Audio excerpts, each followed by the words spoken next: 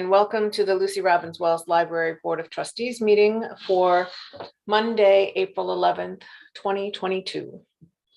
So good to see everybody on board. Thank you for those of you who waited for us to end our race meeting to join this meeting. I appreciate that.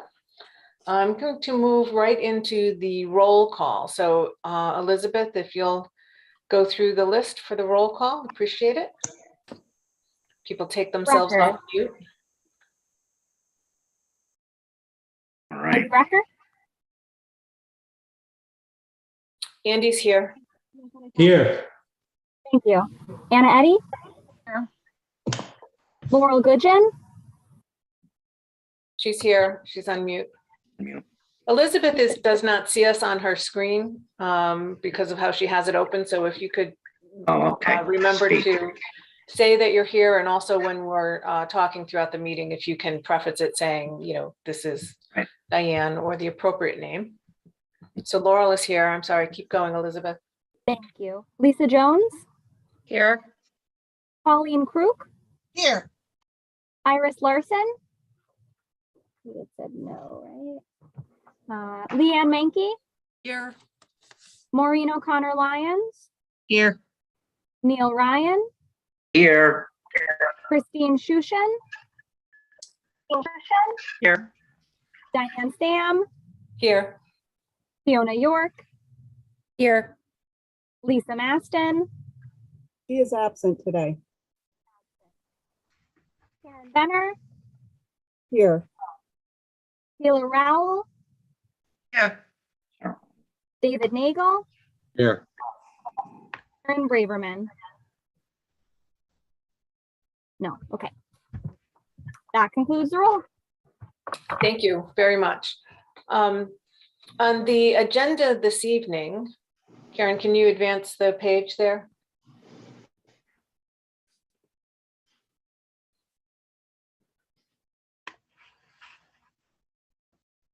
Oh. So for now, I was going to jump ahead, if I have permission, for an update from our town engineer. Gary Furstenberg asked to speak to the board as a whole. So I'm going to turn it over to him for now to share some information with us, and then we'll be able to respond. Gary, if you'd like to go ahead. Thank you, Diane. Yeah. Recently, Eversource, the power company for the majority of the state, they're offering incentives to towns and businesses to install electric charging stations for electric vehicles throughout the state. Their incentives are pretty attractive, where they fund and pay for like up to like $20,000 of the per project per site. And so we're looking at several sites considering there's nothing etched in stone, no contract signed. It's just, we're looking at, conceptually where might we, be able to install some of these stations throughout town, to serve the growing population of folks that have electric vehicles. Right now, very few people have electric vehicles, but we are anticipating that more and more people will be operating and owning electric vehicles in the future. So this is kind of something with forethinking and thinking ahead. And we were looking at about 8 or so different locations throughout town, potentially like at some of the town parks, at some of the town government facilities. At some of the government facilities include the Lucy Wells Robbins Library. And I just wanted to, start the discussion, with you folks, early on in the process versus later on in the process. And, just get your, thoughts on, is that something that a facility, some infrastructure that the library board would be interested in having installed at your facility? We are also looking at, putting them at town hall here also. Obviously, town hall is very near the library, putting them over at the senior center. And then at some of the parks around town, like Clem Lemire and Mill Pond, and then Churchill Park. So that's just kind of it in a nutshell. I see Leanne has her hand up. Leanne. Of course I do, Gary. You know I love to just ask you questions. That's okay. My understanding from the electrical charging stations is that the stations themselves have to be situated as close to the building as possible so that electrical access can be run. Is that correct? They like to locate them near the building. They don't have to be right up next to the building. I will mention that I did give Diane, do you happen to have the sketch that I gave Lisa for the meeting? No, I don't have that sketch. I'm sorry. All right, that's okay. That's okay. So the first quote that we got included, we went around and we looked at each of the facilities. And we looked at, where the circuit panel is, where we might be able to pull from, and where, how far or how near, to the building might we be able to locate these charging stations. Typically, like when we're pulling power from a building, and they would be typically near wherever the circuit panel is on that side of the building. And in your particular case, the electrical panel, it's on the south side of the building, kind of near that access door that goes out to the pod. The quote that we have shows like the charging stations in the loop, where you do the turnaround and do the drop off. Since I got that quote, I did request that they modify the location and kick them further, the charging station further out, just on the other side of the dumpsters, if that makes sense. Does that help you, Leanne? Yeah, it does. And that piggybacks into my second. Theoretically, I think charging stations are an excellent idea, not only with the idea of looking forward. Then I come back to a concern we have had in the past, present, and seemingly into the future is our already lack of enough parking places and what we're going to do to ourselves by putting in a number of charging stations. Correct. So how this system works is it's one station with two outlets on it. So it's two spots. You're right. It would be reserved for electrical vehicles only, essentially. And I guess all I can say is I would envision that they would get used more and more and more as that technology becomes more and more readily available to the general public. Gary, this is Diane. So are they truly reserved, or is it a first come, first serve? Is it reserved like a handicap spot, so only an electrical vehicle that's charging can use it? Or if the lot's full, somebody can use it? Well, I would think that normally, I guess it's something new, Diane. So I don't really have a real answer for you, but it's sort of like a courtesy thing. I think you normally wouldn't park there unless you had an electric charge, unless you're charging your vehicle. Can I answer? Yeah, go ahead, Christine. Can I chime in? Sure. Okay, because we just bought a electric vehicle for my husband's very long commute to Wyndham every single day. And thank you. And primarily we charge it at the DOT or in Newington Center. Newington Center has two spots, which are mostly always taken. And they are marked just for the electric vehicles. No one else can park there. Because if you're going to charge your vehicle, usually it's a 4-hour charge. It takes up to 4 hours usually to charge your vehicle. And it does not have to be right near the building, because Newington Center has them in the middle of a parking lot. DOT has them in the middle of their parking lot, way out in the middle of the parking lot. They also have them by the road in the building next to the DOT. There's no building there. They're just lined. There's like 15 of them lined up along the road. And there are different types of hookups.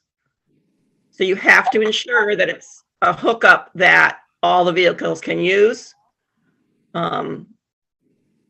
So a Tesla can usually only have a specific kind of hookup. and would need a different type of hookup. So you need to ensure that it's a hookup that everyone can use, not just the Teslas.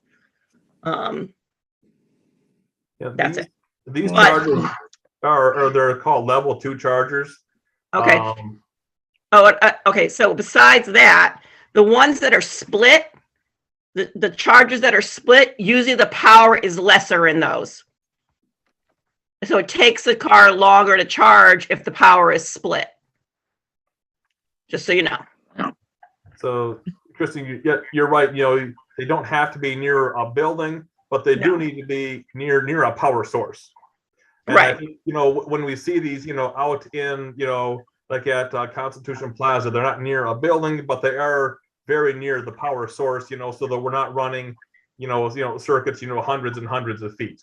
It's usually, I think we're trying to keep them, the runs like less than 100 feet, or else it just adds up to the cost, the more conduit and more wiring and so on you have to put in the ground, more Right. trenching, more backfilling, more restoration, and so on. Well, what about running off of the, like a power pole, like Yeah, no, not from a building? that's exactly what we would be building. doing. Sorry, Christy. That's exactly what we would be doing at the 3 parks, because we wouldn't Right. be pulling from a building, but we'd be pulling from a power source on the overhead lights. Right, and those would be stronger than the ones coming from the building. Well, they'd have to be. It's a 220 circuit, which is bigger than your standard 110, like most houses have. So it would be more like an industrial type circuit versus a residential type circuit. Right. Hi, But I'm this all is for it. Maureen. I'm sorry, Christine, you're not No, go finished? ahead. No, I'm done. Go ahead. I think it's a great idea. I guess I'm just being devil's advocate. My concern, or out of ignorance, my question, it's not just a charging unit for people who are going to be using library or town hall facilities. It's for somebody like Christine's family, for instance, who would specifically come to the library and charge their vehicle, Well, as opposed to installing something in their own home. I'm saying, your lot is specifically designed for library parking, so I guess I can't stop somebody from going there, but I mean, if we get these, charging stations, scattered throughout town, and like say, in addition to, I know, like you pointed out, there's, 20 of them over at the DOT.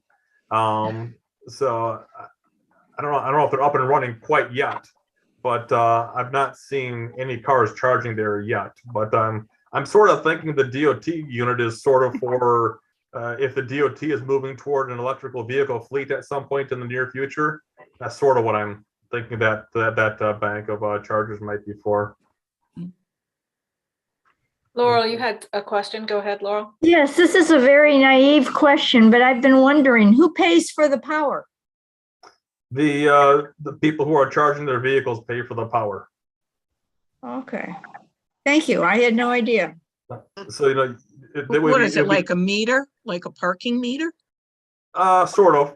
I mean, everything these days, With it's all quarters. done through your cards and stuff like that, and through the internet. But that's my understanding of how it's set up.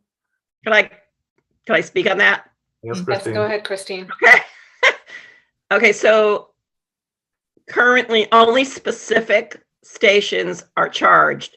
The ones at the DOT, the ones in the Newington Center, those are all free.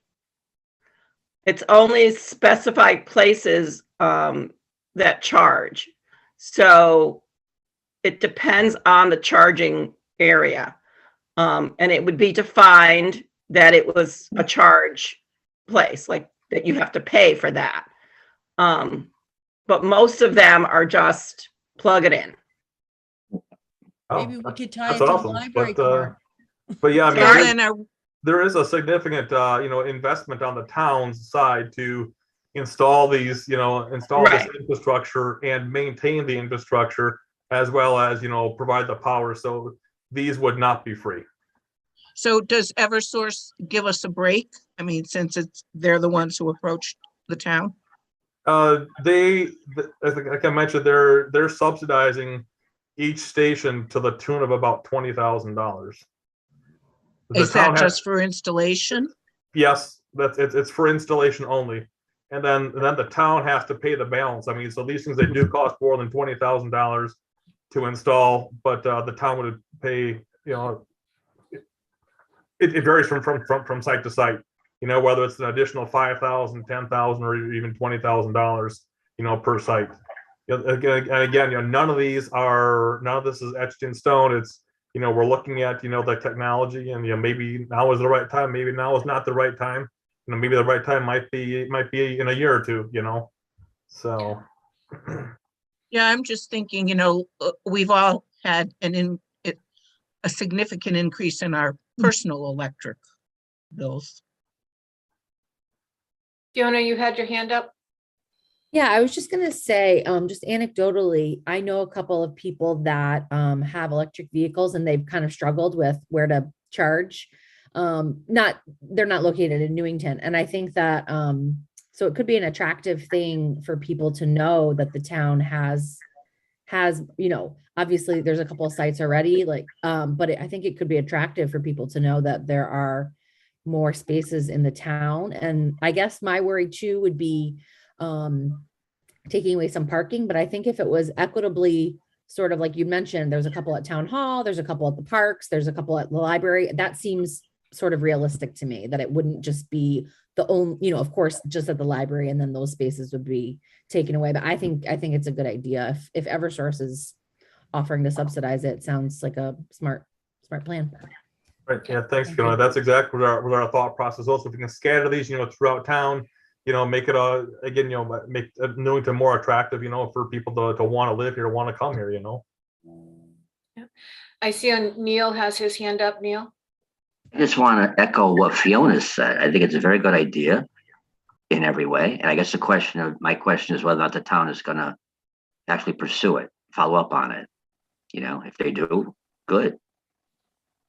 I see nothing wrong. I mean, you're not going to have a line of cars piled up in front of the library. I mean, there are enough EV stations around the town to use. So it's not like you're going to have a boatload of cars lining up. I think it's a good thing. Right. Thanks, Neil. Yeah, whether the town wants to pursue it, Yeah, I mean, right now where we are is we're just in the, where might these things fit in best, throughout town. We're starting to look at, what does it cost to put these things in. Right. I mean, right now there's no funding to do this. So, the next step would be to, we get, it sounds like, there's sufficient interest, from the library that we will continue to, consider the library as a facility for this infrastructure, and, start to look around for, funding sources. Hold on. Andy, did you have your hand up? I did. This is Andy Brecker. So, Gary, I don't think you were with the town yet, but I'm sure Councilor Nagel remembers when I actually brought the proposal to the town council for the charging stations in Constitution Square.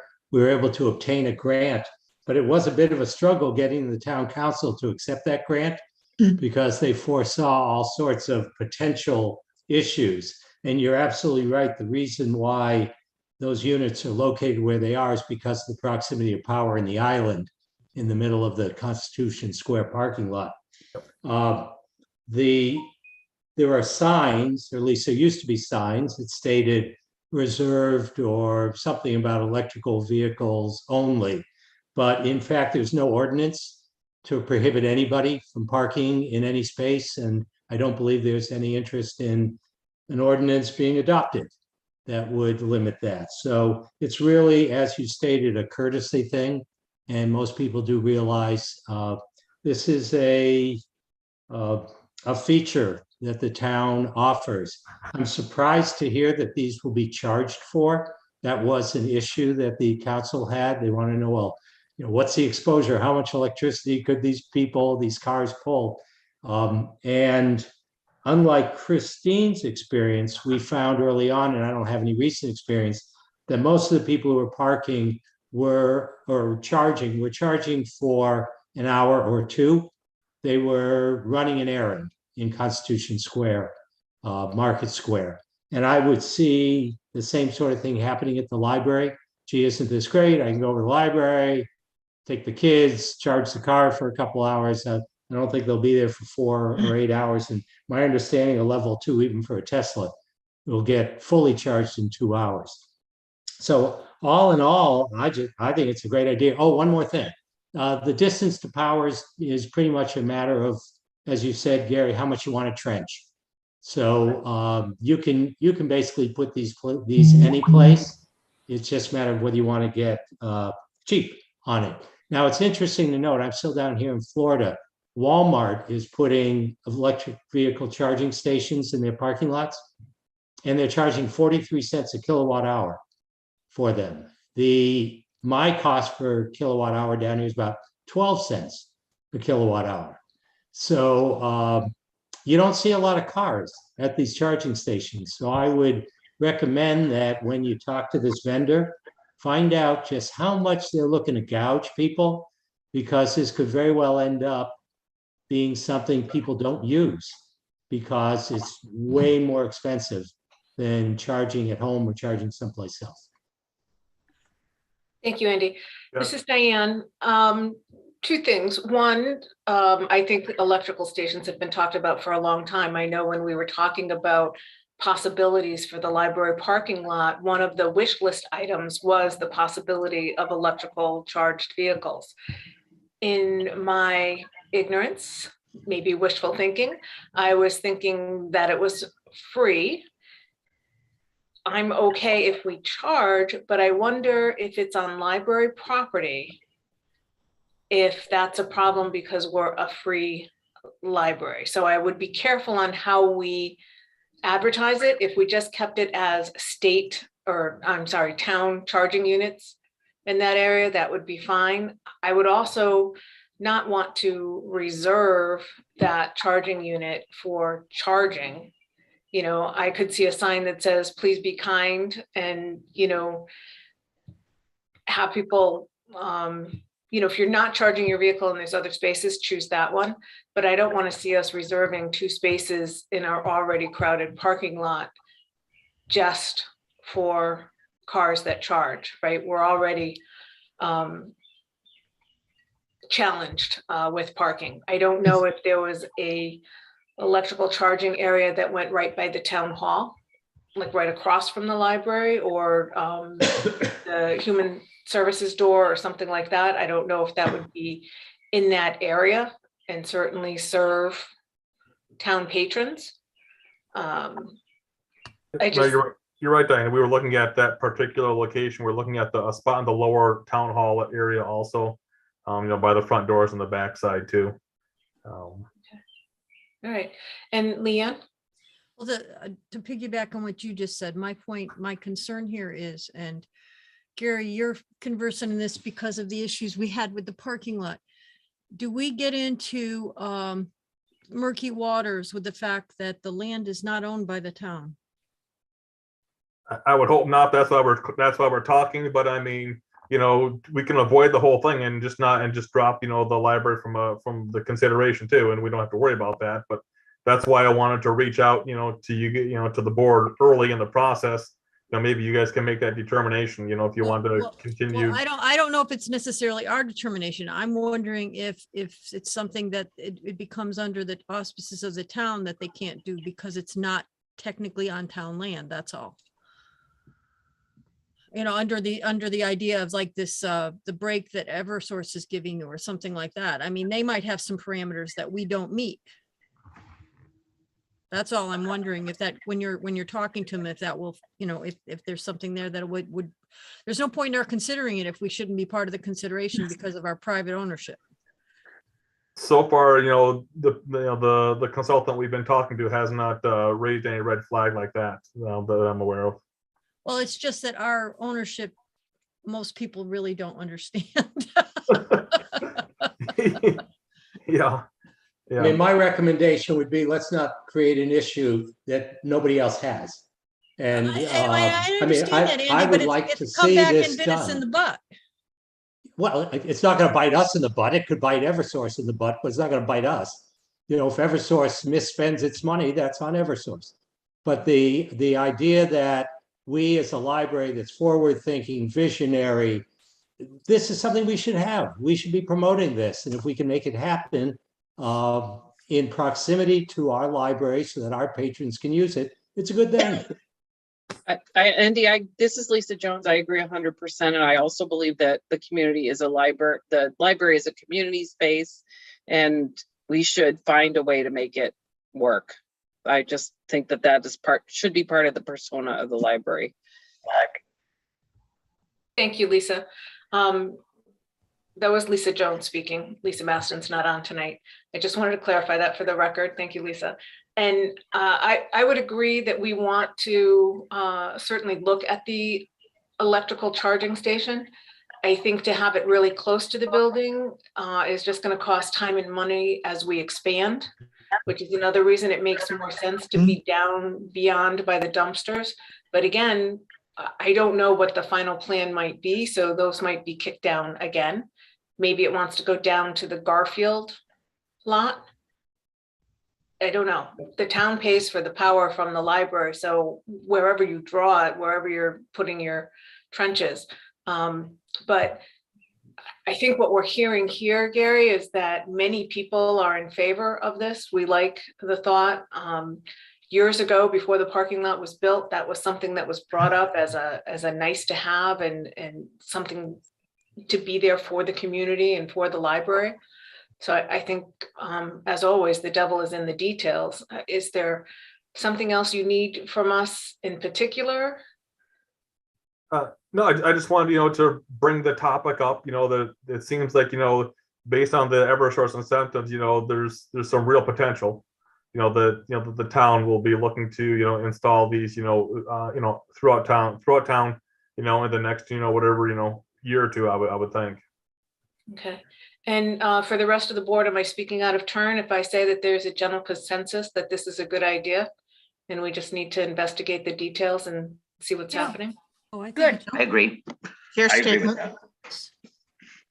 Yes, I agree. I think Gary's just trying to get a feel for how the board feels about the idea and the concept.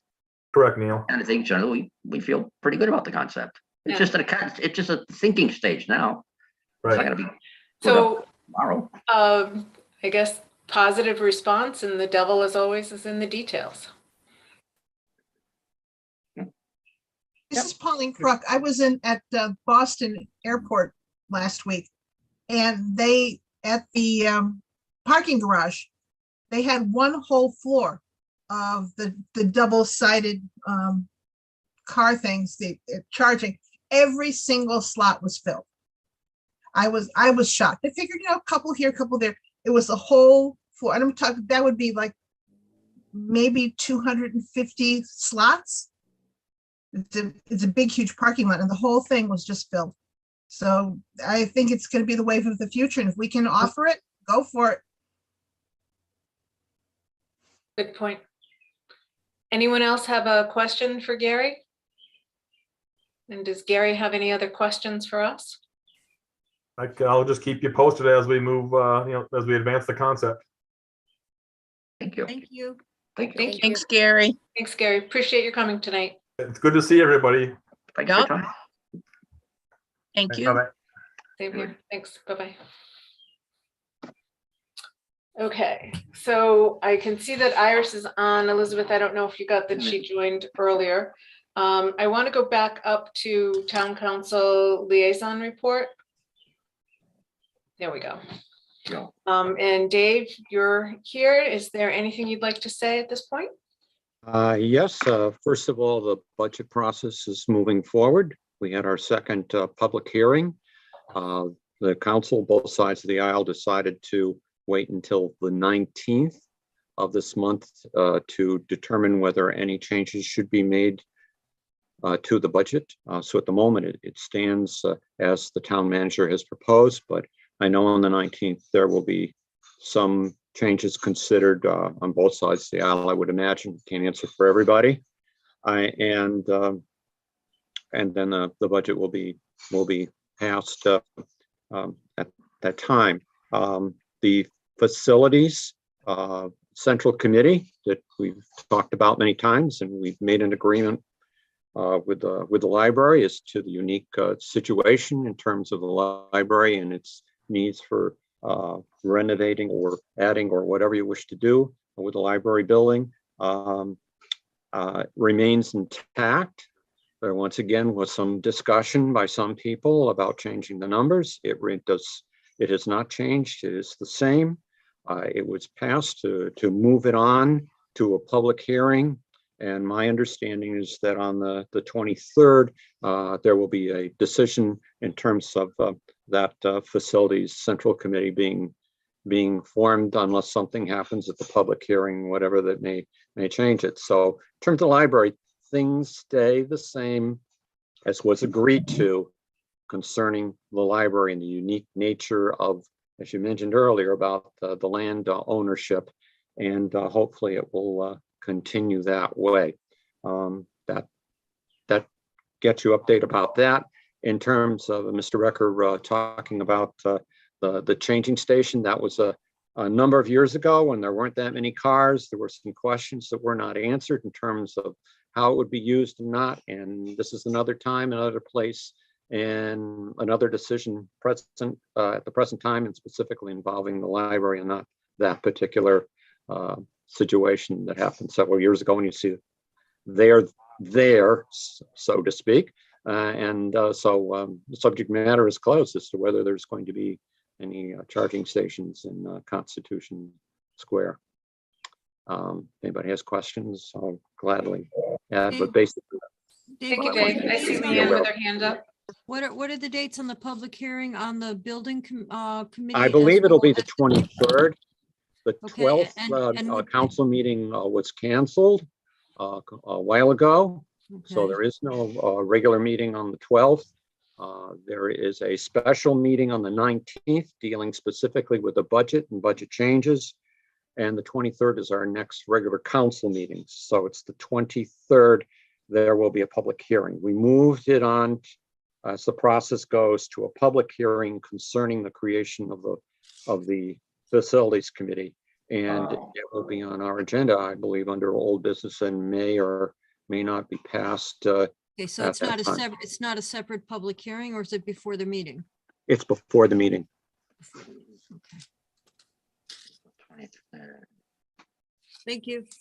You're welcome. Does anyone else have any questions for Dave? No, thank you. We'll move on. So we'll move on to Secretary's report with Iris Larson. Iris. No, that's more. Whoops. Iris, we have you in there somehow as Maureen O'Connor. Can you unmute, Iris? What happened to Maureen? Press your space bar. Where's Maureen?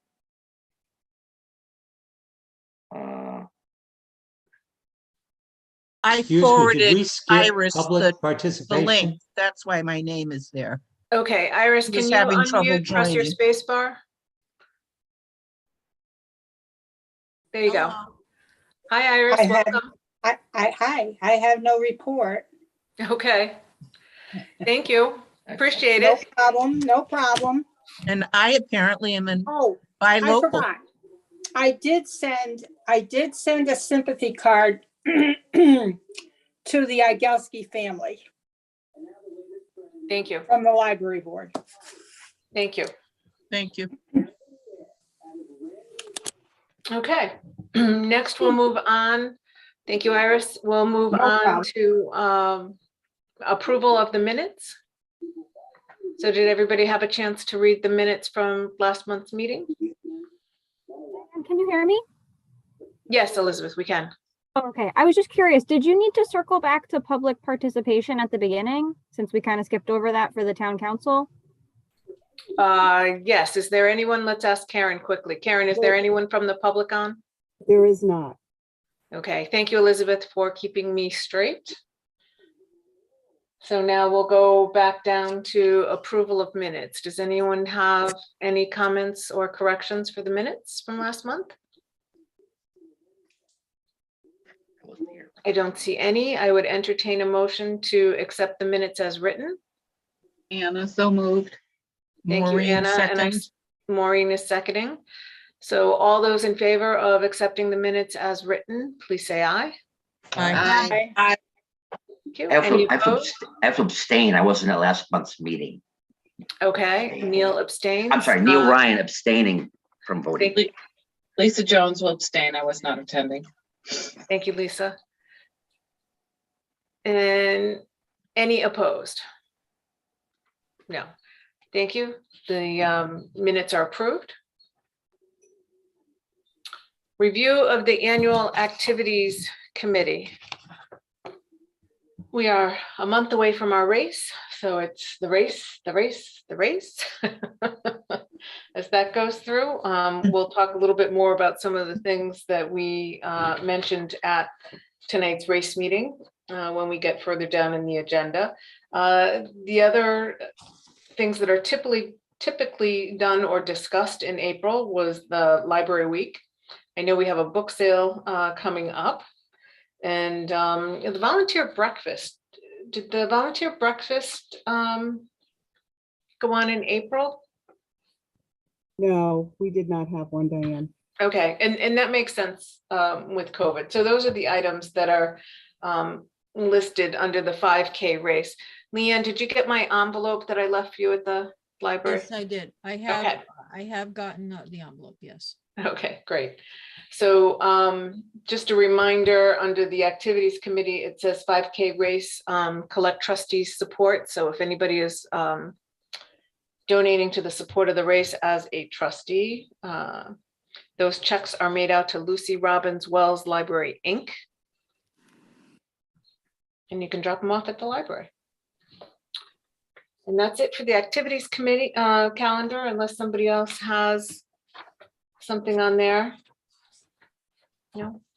Okay. We'll go into the treasurer's report. Leanne? I apologize, first of all, for not getting a written report out. I was out of town before the end of the month and I just returned last night, so I'm not that good.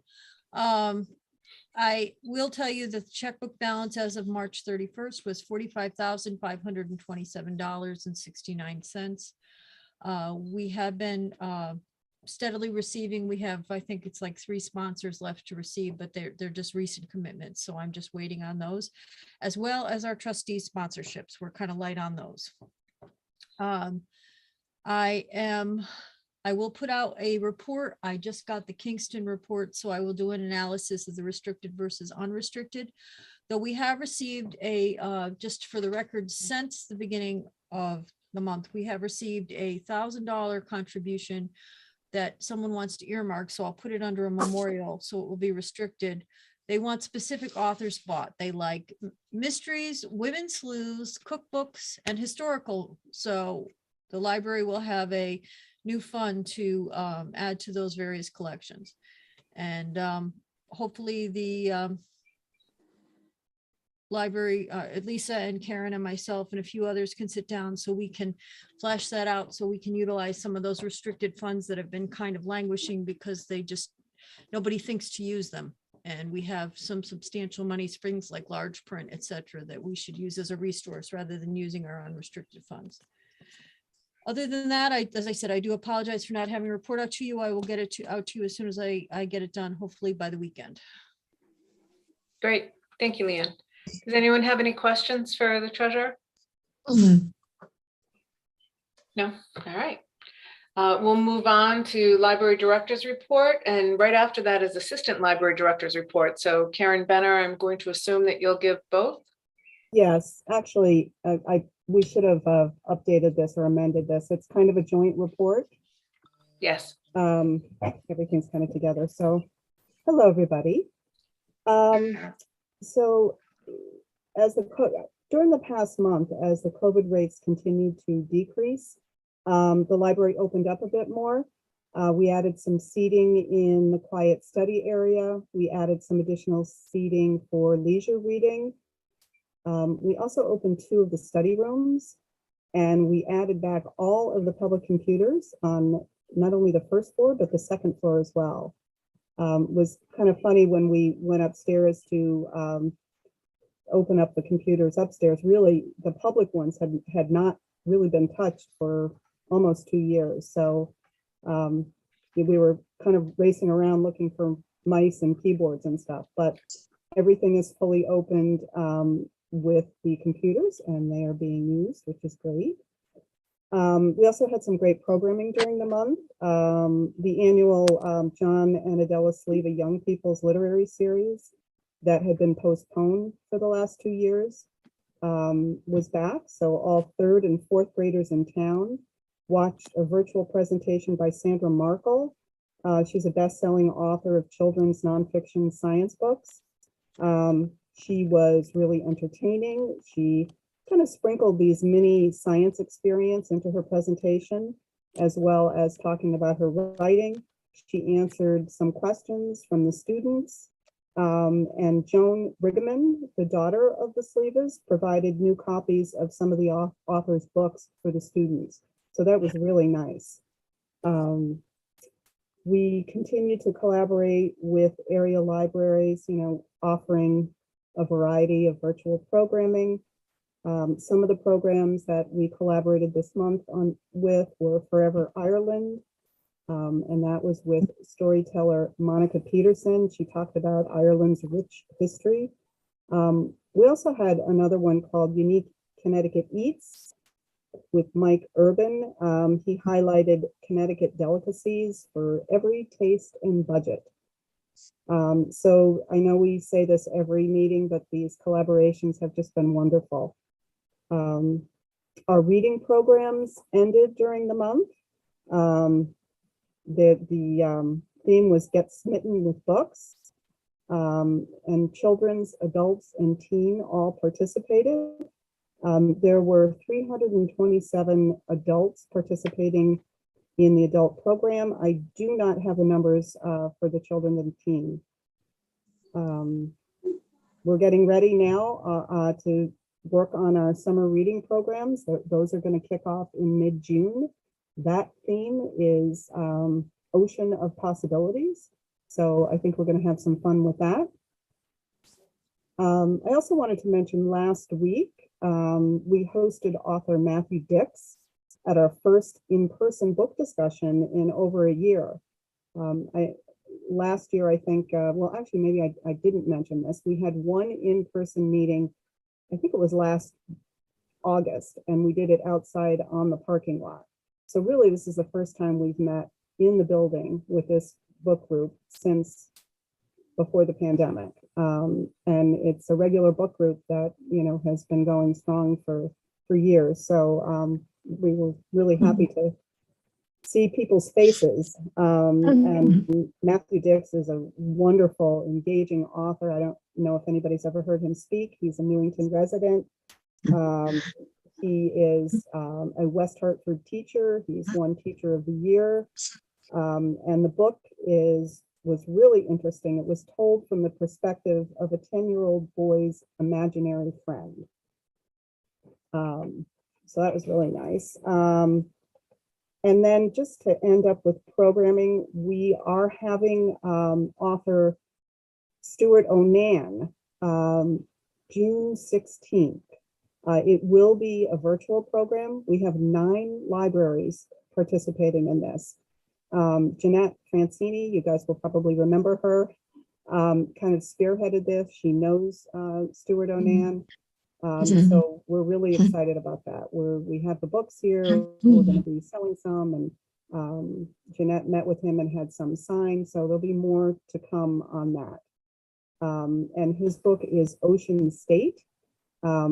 Really interesting kind of murder mystery, takes place in Rhode Island, which is very appealing.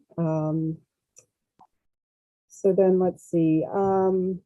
I've been talking about the calendar and room management system. It is fully up and running. There are still a few glitches, but patrons really like the ability to register online. This project has been a huge undertaking, like more than we sort of had anticipated. We've really been working on it since December. And I've been working pretty closely with our digital services librarian, Michelle Patnode, to design, the patron-facing pages. So when we bought the system, it was a pretty bare bones system that didn't include many of the options that we needed. So she's spent a lot of time, figuring out and trying to meet the needs of the community. So we're almost there.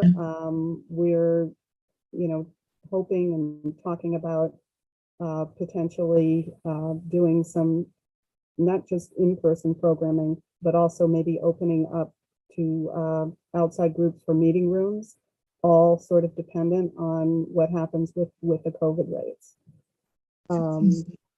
We have some new shelving in the teen area. So the next time you're in, if you get a chance to take a look. And we were able to do this because of the new computer furniture that we had gotten in the teen area.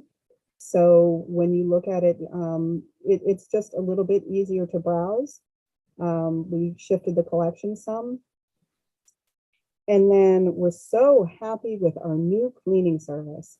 After all of these years that we've been updating you and telling you how many problems we've been having with our cleaning service, this cleaning service is wonderful. We have 2 dedicated cleaners. They come in the morning. So they're here from 6:30 to 9:30. Wonderful. Which is really kind of nice because, we're here. Actually, Lisa gets in pretty early. But there's an overlap. And one of our concerns with past services was, hey, they're here at night. Nobody's here. We can't supervise. These people don't need supervising. I mean, they're just great. So we're happy. Staff has been busy cleaning out storage areas because we can no longer store anything in the mechanical rooms. I think Lisa might have mentioned that at the last meeting. This has been pretty challenging because there's such limited space in the building already for storage, but we're working on it. Lisa Maston and Michelle Royer attended the Senior Center's Coffee and Conversations program last week to talk about some of the library services and programs. There was a good turnout. People asked questions about future expansion and collaborative use of space in town. Lisa talked about using the Senior Center for some library programming, and Michelle talked about notary and homebound services. And then lastly, our circulation supervisor, Katie Cornell, went on maternity leave and welcomed a beautiful baby girl named Kennedy. So she's out until probably the 2nd or 3rd week in June, and I am supervising that department until Katie returns. And I think that's it. Thank you. Thank you, Karen. Sounds like you both have your hands full until then. Any questions for Karen on the reports? Hi, this is Fiona York. Hi, Karen. Hi, Fiona. I had a technical question about the Stuart Onan talk. Is that something that's recorded and then like made available to people that can't make it at that time, or? So I don't know the answer to your question, Fiona, but I will find out. What we have found a lot of times with various programmers and authors is that they're not particularly interested in having something recorded. I had Stuart Onan last year at my book discussion, and he's pretty easygoing, so I want to say he might be open to it.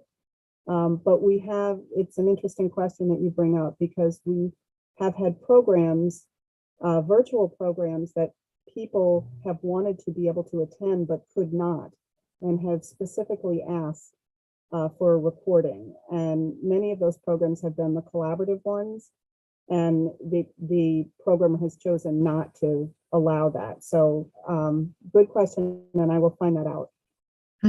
Thank you.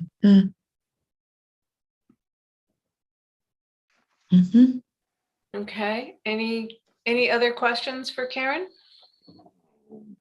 No? Thank you, Karen. Then we will move on to the Friends of the Library, Sheila Rall. Hi, Sheila. Good evening.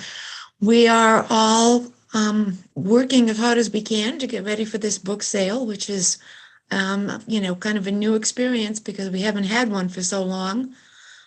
We do have an extraordinary amount of books, many of which, we've donated, we've been accepting donations. We've gotten a lot of very large donations. We're kind of holding back a little bit until the book sale at the end of the month, just so we can get ready for it and get everything packed up. We are anticipating the replacement of the container. The container is going to be leaving on, I think, May 3rd is the date that that's supposed to be leaving. And then within the 2 weeks after that, the shed is going to be delivered. And then we'll be moving everything we can into the shed and everything out of the library shed. So the library shed can move their stuff into the library shed. We've had a lot of students that have been working with us right along, and they've all been absolutely wonderful. Michelle does a great job of getting them to come, and they've been delightful to work with. So it's pretty much an enjoyable task.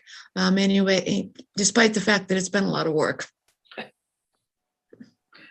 Thank you, Sheila. I know the Friends do an awful lot of work for the setup and everything else that goes on there. So the timing is that hopefully we get all the books out for the sale and sold so that you're moving less inventory when we're switching container to shed. Is that the idea?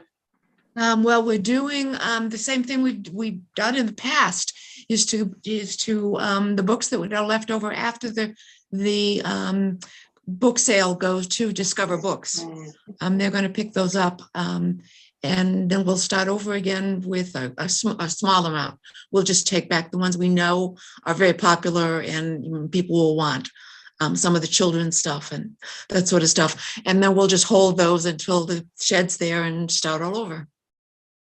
Okay. Laurel?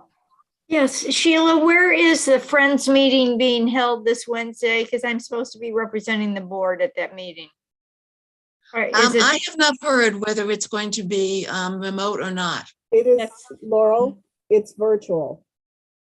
It's virtual? It is Okay. virtual, yes, I can send you the link. Thank you very much. Great, Maureen, I see your hand up. Hi, Sheila, could you just refresh our memories with the book sale dates, please? The book sale is going to be the April 30th and May 1st. There's going to be a 2-hour premiere in the beginning, $5 to get in. So you get, and we're assuming that we'll have some dealers during that time and people that want to, get some specific books and make sure they're ready. The rest of it is on Saturday until 4 will be just the usual sale, and there'll be a bag sale on Sunday. And then the last hour on Sunday afternoon, we're inviting the nonprofits and teachers for the children's department to take what they want. Thank you. Great. Super. Any other questions for Sheila regarding Friends? No? Looking forward to that new shed arriving. Thank you, Sheila. Okay, next we'll move into the committee reports. Maureen, do you have anything to add to Dave's statement earlier? No, I've been in touch with Lisa and the budget is intact as we submitted it. So that's probably what we'll get. Okay. Leanne, I see your hand up. You're on mute.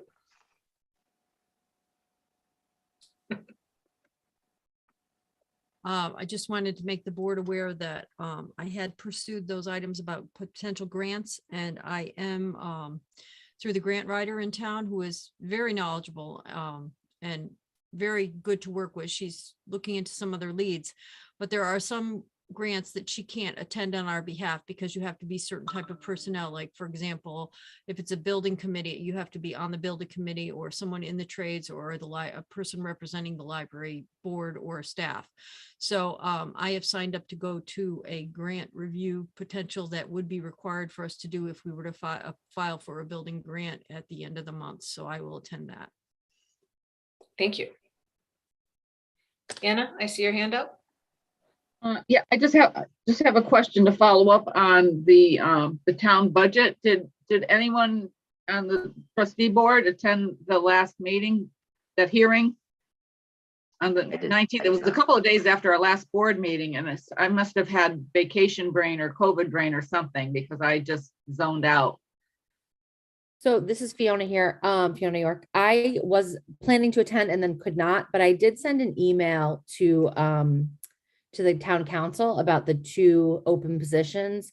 I actually specifically talked about the teen librarian position full-time and just reiterated, a lot of the thoughts that I've kind of said in these meetings about how I think that more than ever, it's super important for the library to have a full-time teen librarian to support the Newington teens. And I did hear back just kind of from a couple names. I can't think of them now, weeks ago, but I can get those names and let everyone know who they just responded and said thank you for the information on that.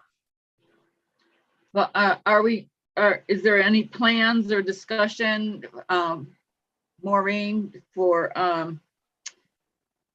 either you or Diane to go in front of the town council and just say thank you for the budget and having the Sunday openings and all of that?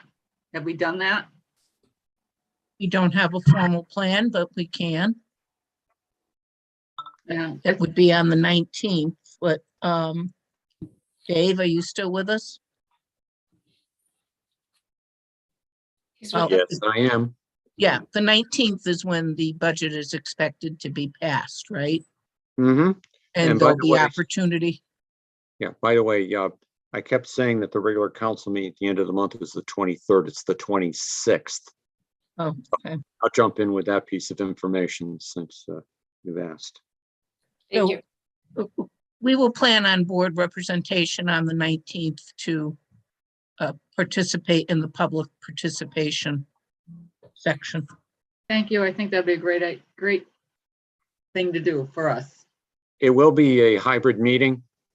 So people can come in person as well as through Zoom and other things, just to make sure everyone knows, unless something radical happens between now and then. Fingers crossed. All right, any other questions? Seeing none, we'll move on to PEP, Planning, Evaluation, and Policy with Laurel. Yes, thank you. The PEP committee would like to propose Scott McBride to fill the vacant corporate library position on the library board. Give you a little background about Scott. He served 1 term on the town council a few years ago, and he also served on on one of the early town hall building committees. Thought that was interesting. He has 2 children. One is 11, and I believe his daughter is 8. And Scott and his extended family are part of the local business community. I want to thank Ann Eddy for proposing a couple of names to the PEP committee for us to explore, and to Andy for doing some research, and for Anna Eddy contacting Scott McBride to find out if he would be interested in being interviewed for the position, and Pauline Kruk for, at the very last minute, serving on the interview panel with me, and before she left for the big basketball competition. So, and Lisa Maston for making the Leinhardt room available. As Karen mentioned, that was all filled with storage, and we had to find a place to interview him. So Scott has indicated he would like to serve. I'm making the proposal from the committee. I don't know that it needs, in some organizations, when a committee is a proposal, then you just vote, but maybe you need a second on this. So If I'll you, make a motion to accept the recommendation of the PEP committee to nominate Scott McBride for the open corporate position. okay. This is there a Maureen, I second. Okay. Any discussion, any questions, any points? I just have one question, Laurel. I think when Scott served on the town council, I don't know if he mentioned, was he a liaison to the library? I It don't seems know to that. me- He did not mention that. I would think he would have mentioned that if he had been. I know that, and it was 100 years ago that I interacted with him Yeah, Dave seems to be library, on the indicating that. library. And my brain was saying that I thought he had served on the board, but I think he might have been liaison or some Oh. committee, but we did have interaction with him. Any other old folk on this meeting here that remember Scott? No, I don't believe Scott was on as a liaison, No, having served at that time also. I don't know. I know that there was some interaction with him in the library. Well, we'll find out. Either way, I think he's a great choice. Thank you. Yes. Okay, Andy, I see your hand up. I'm all in favor of him. I think he's doing us a favor. He's a very busy guy. He's got a lot of irons in the fire, and I think we'd be lucky to have him. This is Pauline, reiterating Laurel's opinion of him. A very, very sincere young man. And he gave it a lot of thought because he knows what the kids and doing, driving kids around into various and sundry meetings. But his wife has agreed to support him. And I think this is a great addition for our group. He does feel this is a way of him supporting his children as being active on the library board.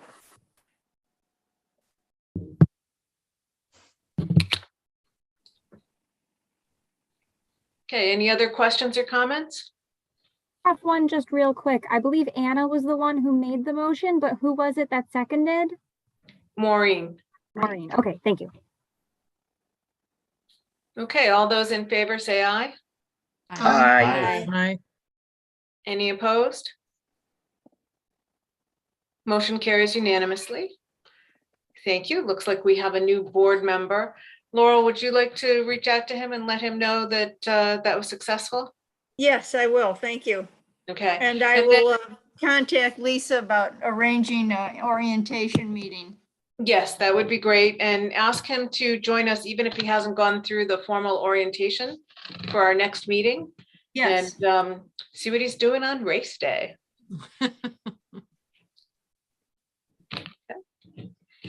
Thank you. Thank you very much. Anything else from PEP? That's it. All right, thank you. Investment, Neil? Well, my report is going to be very similar to Leanne's report, her treasury report.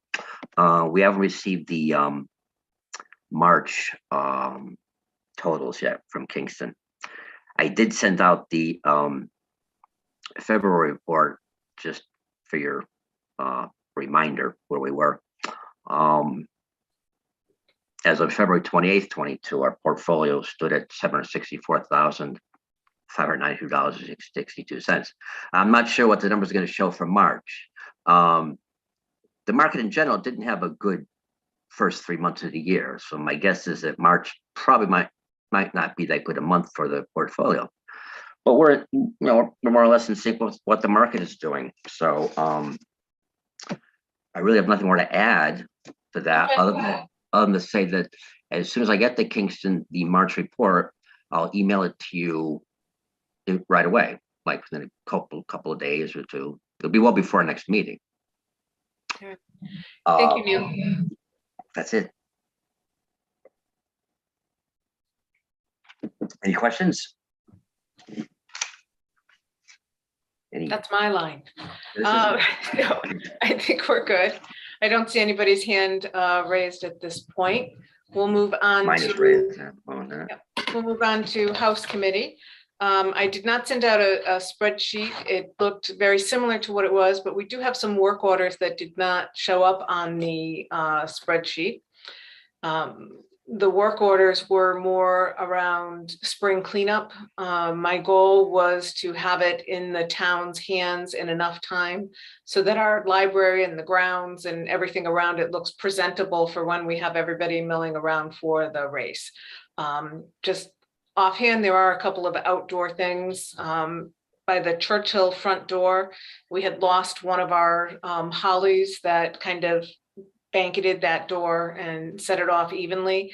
They pulled the dead one and they pulled that at the end of the year. So we didn't have a new one in place. And one of the work orders was to remind them that that was a wish list to have.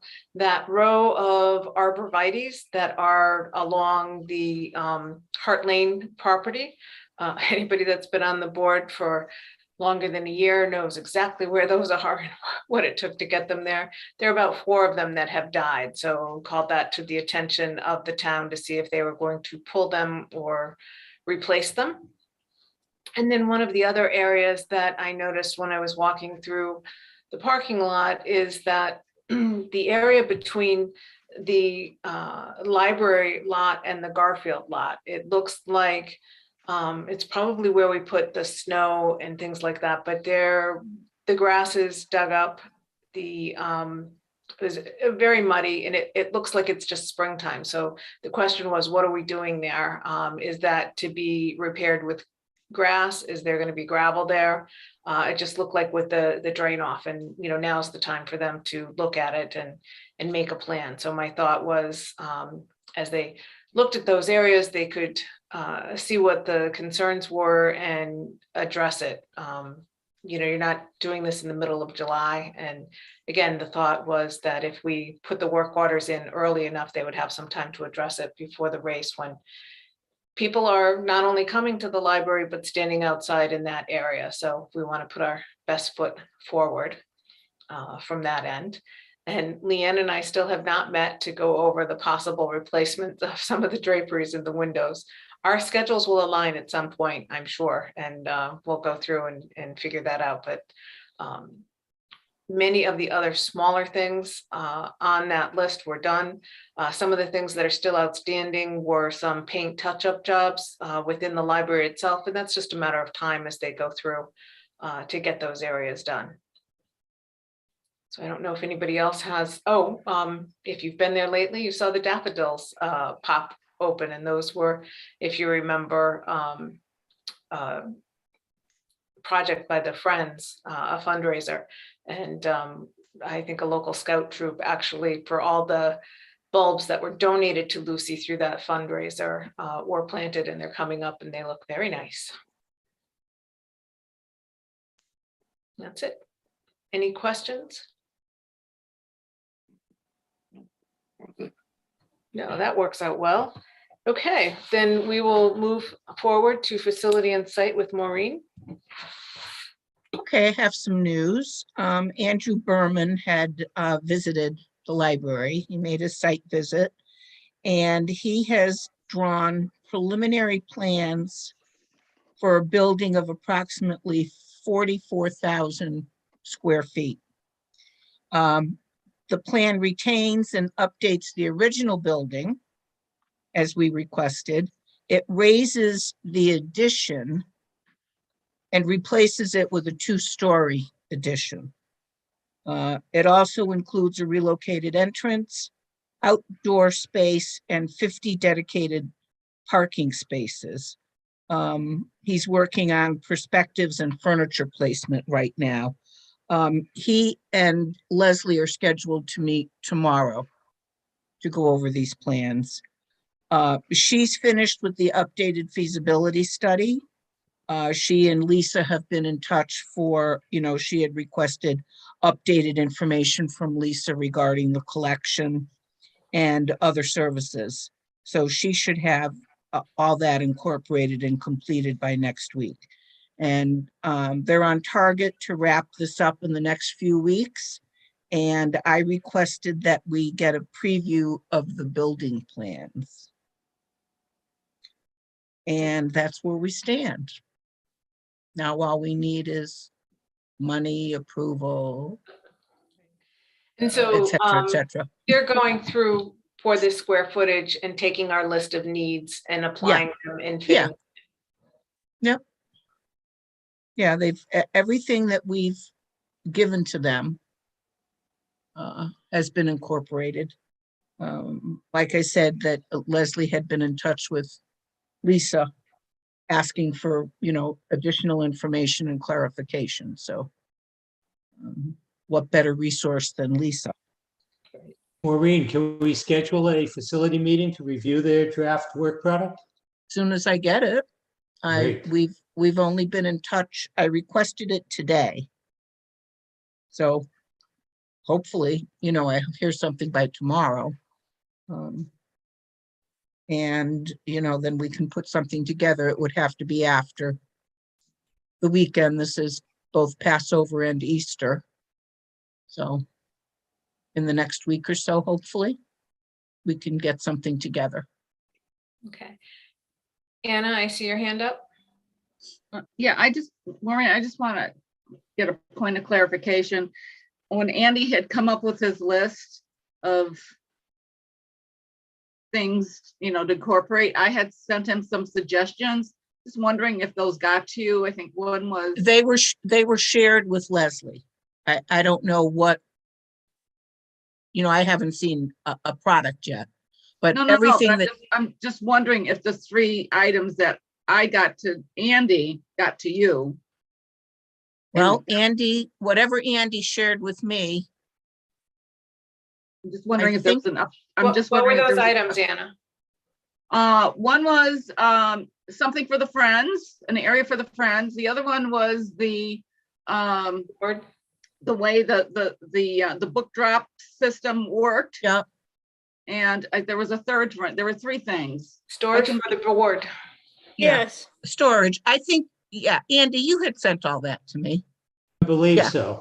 Yeah, and all that went to Leslie. I didn't know if the timing of everything, if I had made it on time or not. That was all. Okay, thank you. Any other questions? No. Thank you, Maureen, and to the facility group. I know we're all anxiously awaiting those reports to see what happens. Thank you. Okay. Yep. Soon as I get something, I will share it with everybody. Thank you. Fund development, Anna. I'm stepping right into it, huh? I'm going to be away for that fun conversation because it's going to happen when I'm away. And I'm going to step into the Pandora's box. I sent out a revision to those legacy flyers this morning. And Dave Nagel, I apologize. I didn't include you on the distribution. I just sent you an email with those items so that you can see what we're talking about. I'm wondering if people had a chance to review. The intent was identical to the first versions, but I'm hoping that the revised wording is more amenable to everybody, and we can go from there. I mean, the idea is for this Legacy Champions Giving Program to get kicked off in June with the flyers, and we'll need to take a vote on a motion to approve the funding of this.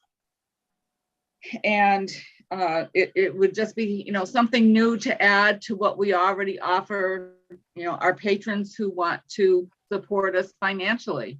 I mean, we've had the legacy, for those of you who are new, we've had the legacy program in place probably for 10 years now. I don't remember, but we're set up legally for that with guidelines and acceptance policies, and this is and that was set up for when the lawyers call and say someone just passed away and they've left you a substantial amount of money. How are you going to handle this? so we have that covered now. This is a way for people to give on a monthly basis. And as I mentioned in my email, I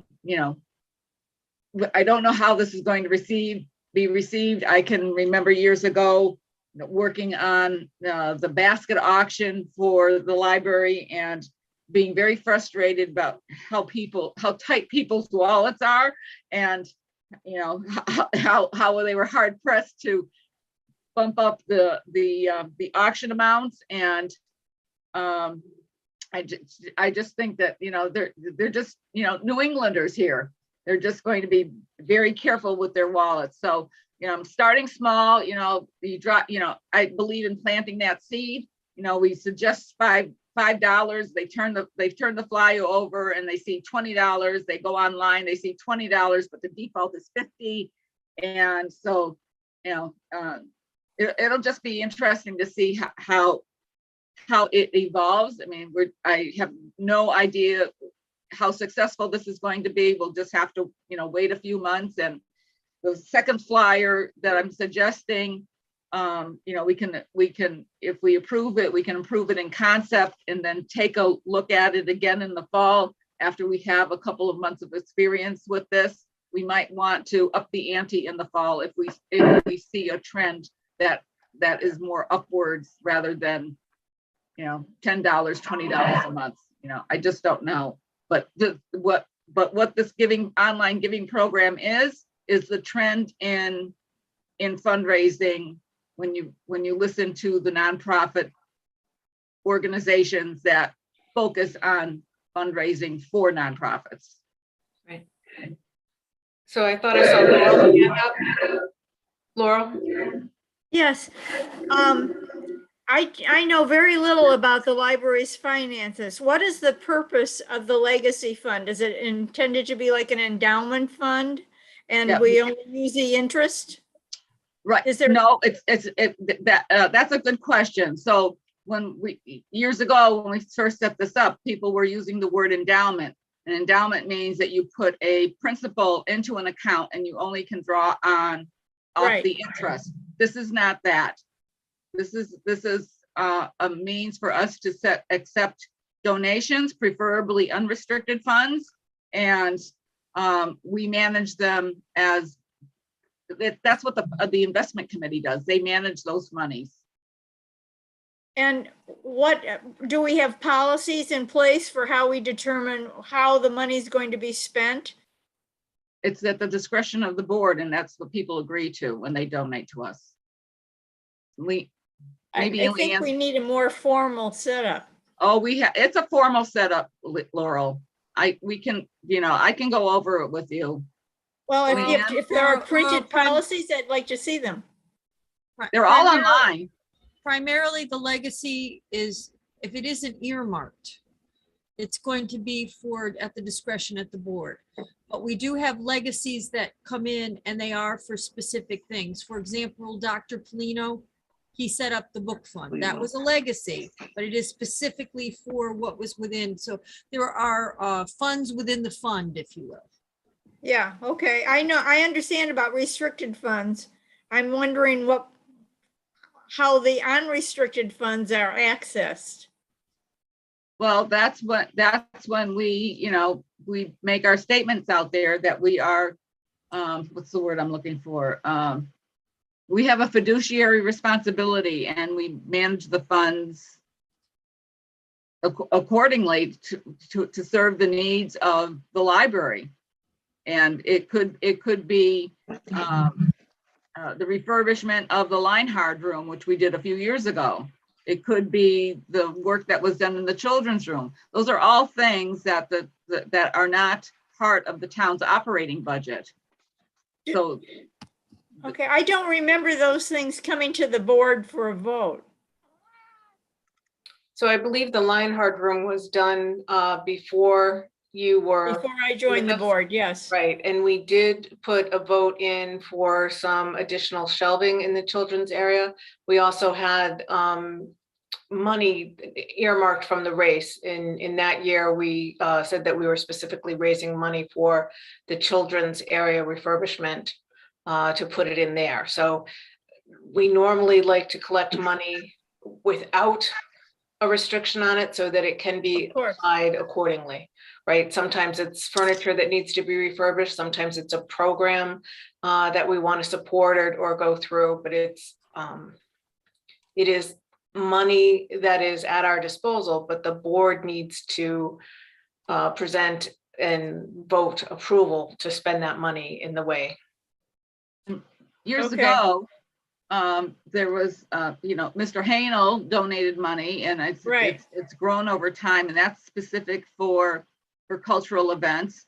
Mr. Leinhard donated money, which also grew over time, and that money, along with the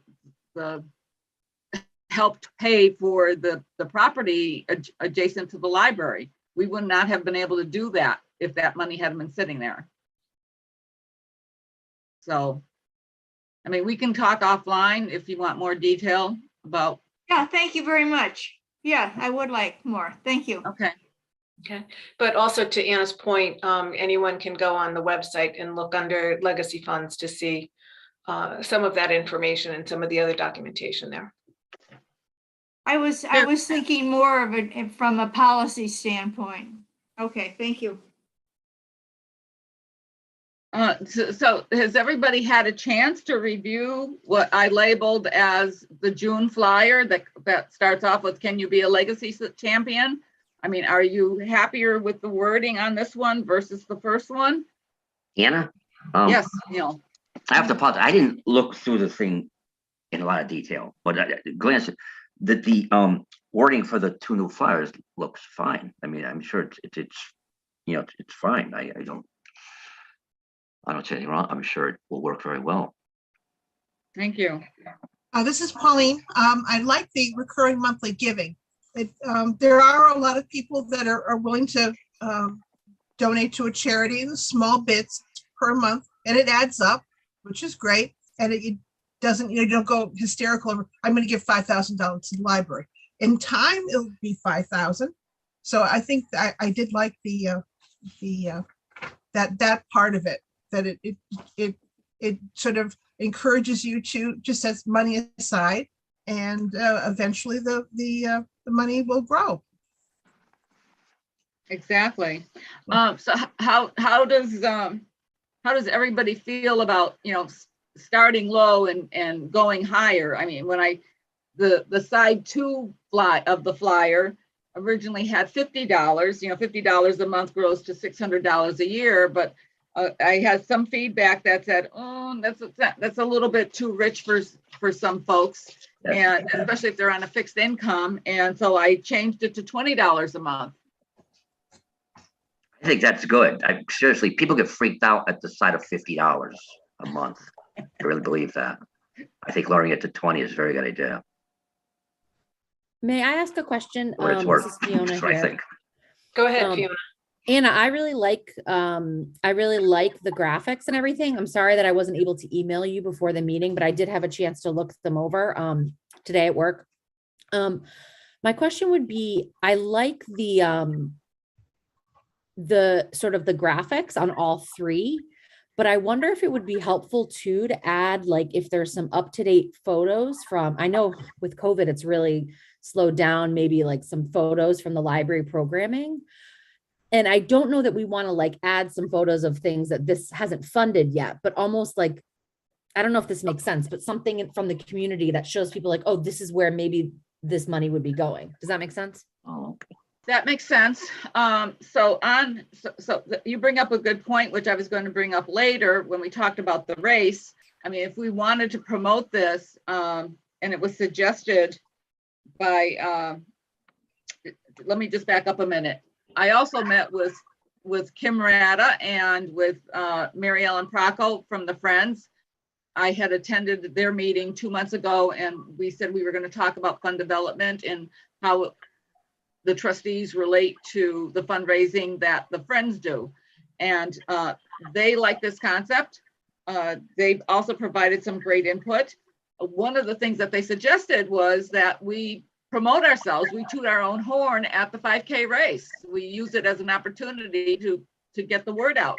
So if those photos, if we had some, and I'm Karen, you can probably remind me, I think we have some display boards that we can just stick some, stick photos and flyers on. We do. And yeah, and so, we have these flyers, we've got photos, and they're actually on the race, the online donation page for the race. There's some photos of the refurbishment that was done in the Linehard room downstairs in the study area, the teen area. There's like 4 photos, and I'm sure Karen and Lisa have more.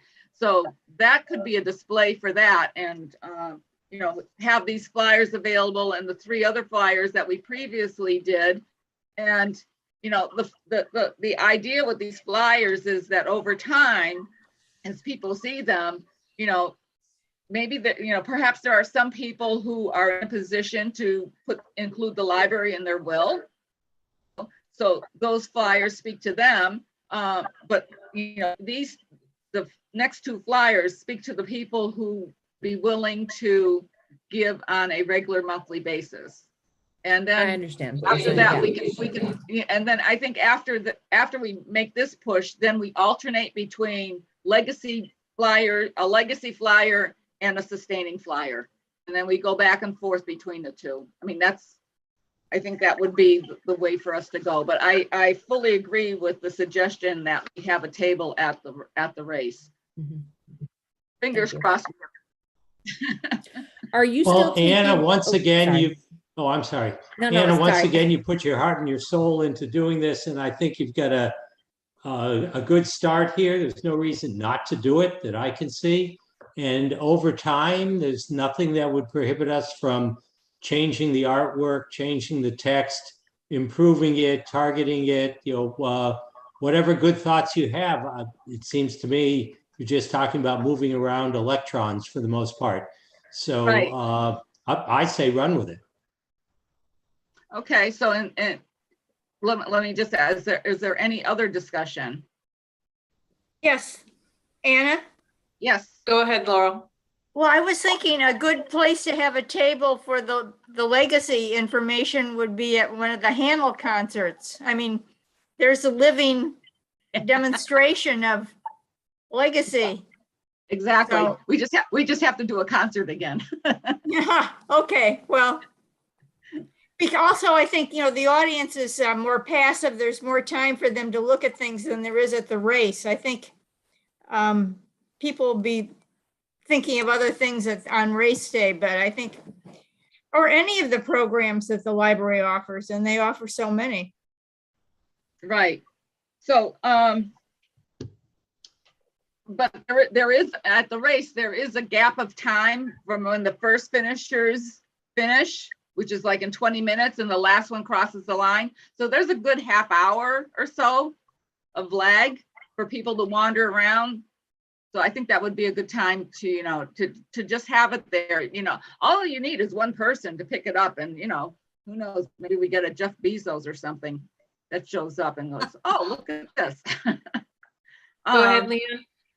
I was just going to say that I think in that case, we have a bit of a captive audience because they're waiting. So we might as well avail ourselves of, if nothing else, and I don't mean this in an insulting way, but sometimes we're too polite. We need Sometimes to what? be, we're too polite. We're not very aggressive in terms of, we tend to be reticent, and we don't want to, get in people's faces, but the squeak wheel gets the grease. And if we, we don't have to be pushy, but we can be direct and have it available and talk about it, and not just say, okay, fine, just expect them to come over and walk up to the flyer. Take the flyer, walk up to them. Have you considered this? We'd like you to just take a look at it. No, you don't have to commit to anything, but please take this with you and read it later. Well, I thought it was interesting in Karen's report that she said that Michelle and Lisa went over to the senior center, and they were asking about the library expansion already. Yeah, they were. So, we might need to be prepared for that as well. I mean, there might be an undercurrent of information going through town that, I haven't heard it yet, but I mean, if they're already asking at the senior center, I think we need to be prepared to be able to address those questions. Okay, so Lisa Jones had a great connection the last time around to get the printing of these flyers, and she reached out to the printer. It's a little bit more costly than I thought it was going to be because it's double-sided. What the printer is quoting is $240 for 600 copies, and we upped the number because Lisa Masson said they did not have enough to keep around in the library the last time we ran at 500. The last time that we did this, I think it was $300 for both runs, but this is a little bit more because it's double-sided. They did suggest that if we wanted to go on a bright color paper and in black ink, then we're talking $100 of printing, but I'm not quite sure how that would look. The photograph would not look great, and in my personal opinion. So, but you know, this is a long-term investment, and 240 is what, 480? Yeah. So I'd like to make a motion that we approve the allocation of $480 for the printing of legacy flyers month of June and December 2022. Second. Okay, that's Laurel who seconded it. Any questions or further discussion? That was 480. 480. 480 for 2 months. Yes. And that's enough. We don't want to say not to exceed 500. You've got taxes and everything covered in that. Oh, we'll say not to exceed 500. We don't pay taxes. We're tax. Oh, that's right. We don't pay tax. Everybody has to remember that. We don't pay tax. I like that. No, let's Thank just you, say Madam not Treasurer. to exceed 500. You say 500 or 600? You mentioned 600. No, it's 600 copies. I'm sorry, what? It's 600 copies, Neil. Right, okay. And the cost would be, $240. well, each. So it's a total of $500 if we round it up. Okay, $500, 600. Okay, gotcha. Okay, so I get my numbers mixed up. the proposal is not to exceed 500. Okay. That's cool. Okay. Dollars, sorry.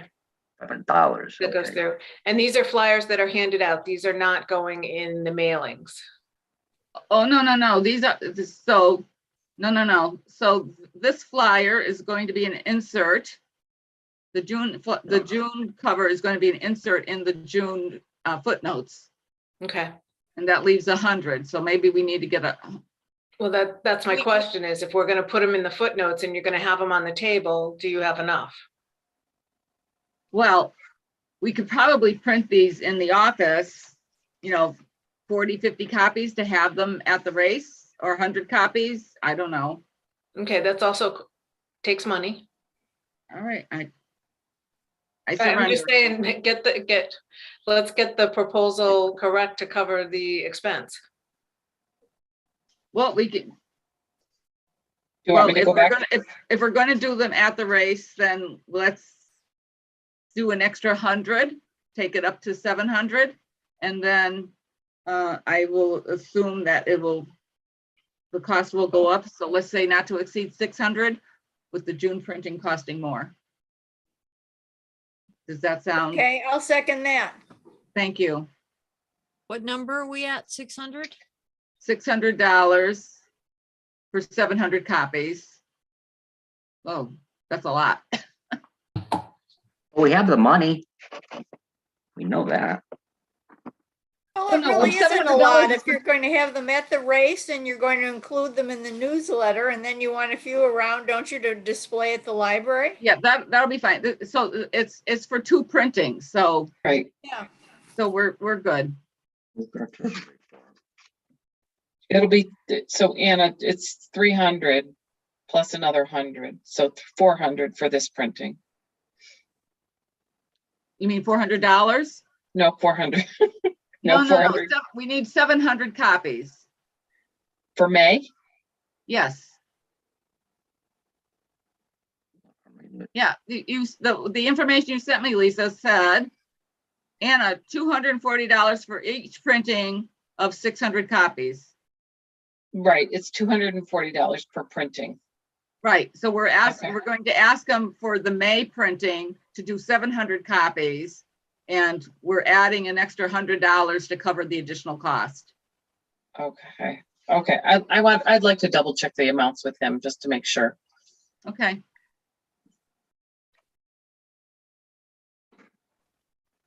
You know, once again, these people have done some really fine work and we're trying to modify it on the fly. I trust them.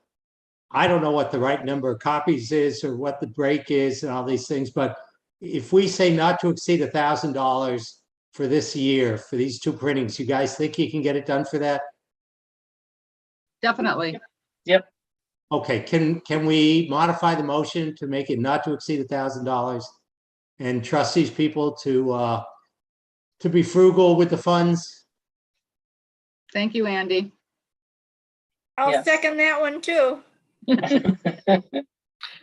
Okay, so let me just pause here for a moment. Elizabeth, do you have the motion or do you want to read back the motion so we know what we're voting on and we're all in agreement? I just want to make sure that we haven't lost you in our trail here. I believe I've kept up. I have that Anna Eddy moved to approve the allocation of up to $1,000 for the printing of the legacy flyers for June and December 2022. Thank you, that's good, right? And Laurel Goodgen seconded it? I can't say that. Yeah. All right. Okay, all those in favor? Aye. Aye. Any opposed? Motion I just have carries a- unanimously, thank you. I just have a question I want to ask, and it's probably an embarrassing question, but when we talk about the $1,000 cost, does the $1,000 come out of our Santander checking account? Is that where the money comes from? I take it out of unrestricted funds and currently Right, that's. the what I'm running Santander from. checking Yes. unrestricted funds, which has about $46,000 in it, correct? Yes. Okay, so there's no issue with money. We have plenty of money to pay for this. That's all. Thank you, everybody. Appreciate the support. Thank you. Thank Thank you you, for Neil. your work. Yes, they look nice. Yeah, you've done a great job, Anna. Thank you. Nice Much job. appreciated. Okay, I think that's it for fund development for the evening. Nominations, Maureen? No report. Thank you. But we'll be looking at that as we come up. For the annual meeting and for membership renewal, new officers, etc. So we'll be talking about that May, June timeframe. Yeah, the June meeting usually. Okay. All right, communications, Lisa Jones. We've actually covered a lot of what we've been working on. The only thing I did want to mention is that as people have seen Chris Shushan, thank you, Chris, for all your work on getting tablecloths for the road race and other events, actually, and also lanyards. So now we'll be identifiable as the board members and also staff and other volunteers. So I think it was a good thing to have on our dockets for that. Other than that, I have nothing else to report. Okay, can I share the email that you sent to me, or? Sure. You haven't changed your mind? No, I haven't. Okay, unfortunately, Lisa Jones has submitted her resignation to the board. I know, due to time commitments. Man. We all, I know, I do not want to accept it. I don't know that I have that choice. You have been absolutely wonderful on our board, a great addition. Gave us great clarity, gave us some direction, gave us new ideas, breathed some real life into the board. And I know how competing duties, commitments, life responsibilities can be difficult. So I don't want to accept it, but I do sincerely want to thank you for all your efforts on the board. And then I'm not sure when, will you finish out the year, or is this your last meeting with us? Oh, no, I plan to stay through the road race so that I could make sure that through the end of May that I could, we could finish up. And if you certainly wanted me to stay on for the June meeting, just to tie up any loose ends, that's fine too. And I just want to say thank you to everyone on the board. It has been a wonderful learning experience for me. And it gave me a sense of purpose when I needed one starting out on the board. And it was wonderful to use the skills that I had coming from the corporate world into this environment. And I have 2 little guys at home that are just a little more challenging than I have. And I was telling Chris actually earlier today, I never try to go into anything halfway. So if I can't do it 100%, then it's not meant to be at this point. So maybe you'll see me again in the future, but for right now, I think that this is the right decision for me and my family. Could we defer accepting your resignation until 2027? I mean, you said May and June. If we could pick the year, I'd be fine with that. Lisa, you'll be missed. You were a real asset. I know I appreciated working with you even in my short tenure. Thank you, Andy. Thank you. Thank you, Diane. Thank you, Lisa, for everything. You're welcome. Thank you. Again, Lisa, my pleasure. We would take you at half speed, truly. All right, I'm gonna be honest, I have tears. Oh, Anna. It is, I'm sure it was difficult for you to come to that decision because I do know how much time you've put into this. And who said tears? Not allowed. Really, we will respect your decision and we will hope that we see you at many events. You are always welcome to, assist. You're welcome to join public participation, send us suggestions. Great. Just because you're not on the board doesn't mean that we can't use you. Great. Happy to help out. Happy to, actually. Yeah. Happy. Include me in whenever you think you might need an extra set of hands. I'm happy to do that. Thank you, Lisa. We appreciate it. Thanks. Anyone else have any comments at this point? Just no. Yes, Christine? Just back to the lanyards. Sorry, people. Lisa has them at the library. So if you're over there, you can stop and get yours at any time. Yeah, we should all be wearing them for the race, though. Yeah. I just have one thing coming back to the tablecloths. Christine, I just made out your check. I'll get it off to you. Okay, thank you. So I had $750 to spend on lanyards, and I only spent $471 and some change. So then we decided that we could use it towards the tablecloth, and so I'm still under budget. With I spent less than $600 for the 2 combined items. So thank you. $150 is up for grabs for whatever else might be needed. We appreciate That'll go to the Legacy shoppers. Society. There you go. Yeah. Thank you. Yep. Thank you very much. Okay, Lisa Jones, anything else on communications? No, that's it. That's our report for the month. All right, thank you. Next, under old business is the Library Road Race Challenge. Couple of things coming up with that. We did decide on the 2-day pickup again this year. Last year, it was actually enjoyable. I think the Saturday and Sunday, you couldn't have asked for better weather. We had a sign up for 10 to 2 for people to be out in the parking lot area for people who had registered to come pick up their packets.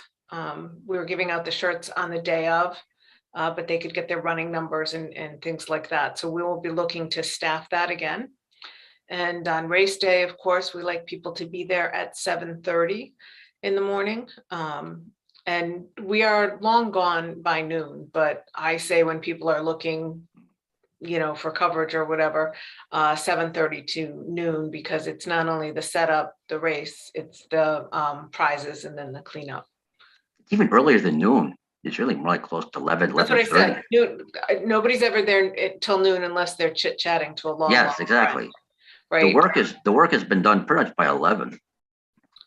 So For the most part, yes. So it's really, you can be someplace else by noon. that's why it's a labor of love, for all the volunteers. It's a labor of love. It is. That's what I describe it. Some of the things that were mentioned were, possibly orange vests. If you have an orange vest that you want to bring to wear, if you're anywhere near the roadways or low nose out, those could be good. And I keep seeing your hand go up. Did you want to say something? Well, I wanted to mention the food drive, that we agreed to do that. So we agreed to do the food drive, and it will be well, it's not a food drive anymore. It's a paper drive. Sorry. Paper drive, right. Paper drive for our human services folks. And we will have the baskets there for folks to pick it up. How are we advertising this? Well, it will go in the messages that are going to go out to the runners.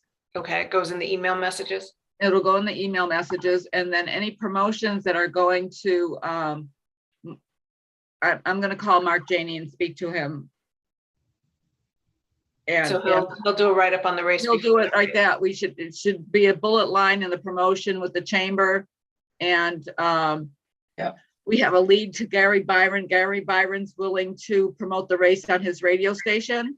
Super.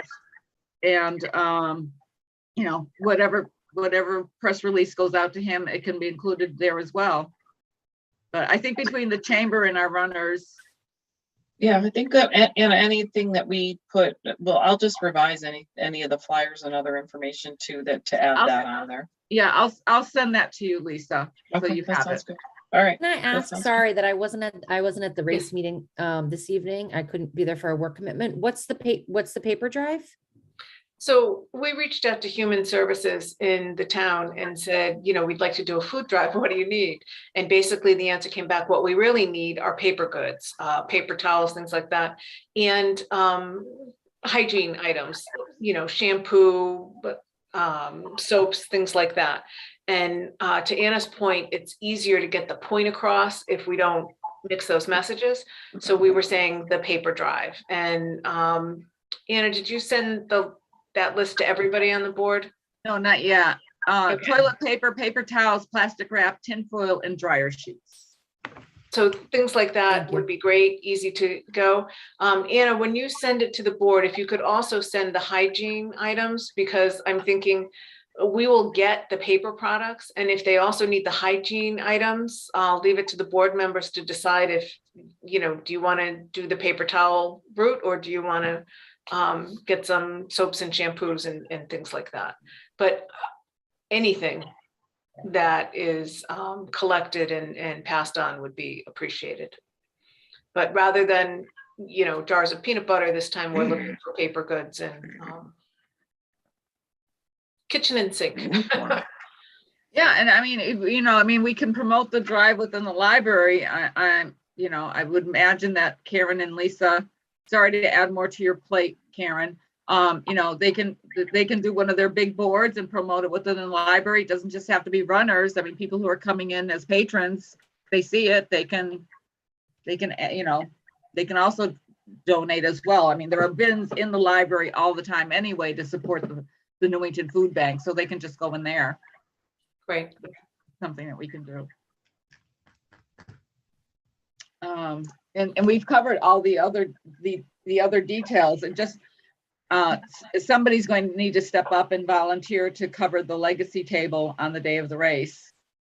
And I don't know if Andy or Christine want to do it. They seem to have a pretty good handle on some of these concepts, and people need to schmooze with the half a dozen sponsors that will be there that day.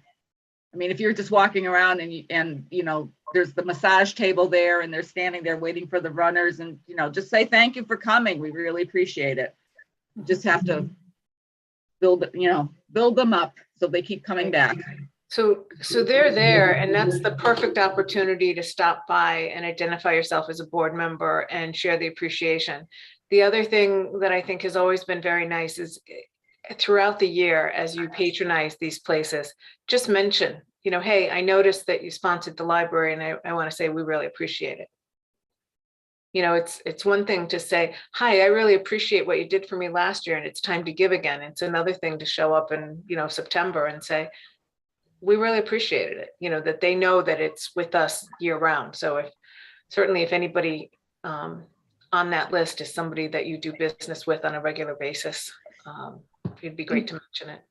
I think having the lanyards on us on race day would be a big help too, because when we approach the people that we talk to, like, oh, he's a board member, yes. It will, but I think that, you know, to Anna's point, we should be smoozing with all of them. Oh, yeah, sure. Yeah. It's, you know, it's not like they're not going to get a post-race thank you letter. They will. It's not like we don't reach out to them a couple times a year. We do, but you know, it's that in-person contact, and just so that Leanne and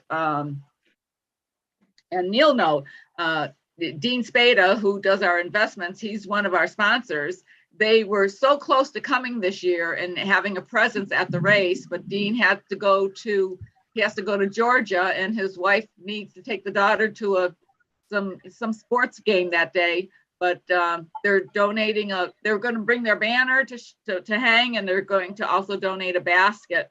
And hopefully next year, and they're giving away their sponsor comps to some of their clients. But hopefully next year they'll be there in person.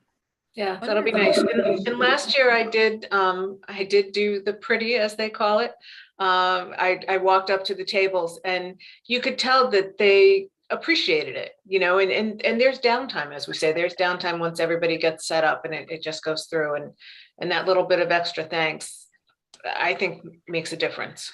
Yeah. You know, instead of all of us in little clusters, you know, everybody's rushing around getting set up, but there is that time once we're all set up that it makes sense to, you know, shake a hand and say thank you, or bump an elbow, whatever your COVID protocol allows you to do. We need board action on the $200 to hire the DJ. Yes. Oh yeah, we do. Thank you, Andy. Did we have a specific DJ in mind? Yes, we do.